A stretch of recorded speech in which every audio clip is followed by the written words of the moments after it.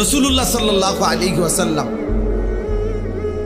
স্পষ্ট হাদিসের মধ্যে বলছেন, মান মালাকা জাদান ওয়া রাহিলাতান তুবাল্লিগুহু ইলা বাইতিল্লাহ,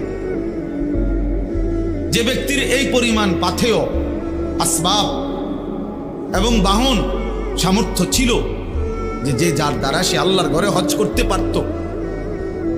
শরীয়ত মোতাবেক একটা নির্দিষ্ট পরিমাণ আছে, আপনার মন মতো সামর্থ্য না, আপনার মন চাইছে হজ, এটা না।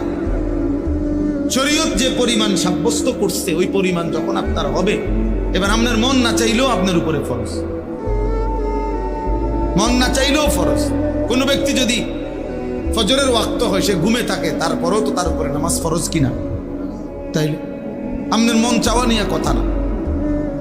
তো আল্লাহ নবী সাল্লাল্লাহু আলাইহি ওয়াসাল্লাম বলে, সামর্থ্য ছিল, ওই পরিমাণ পাথে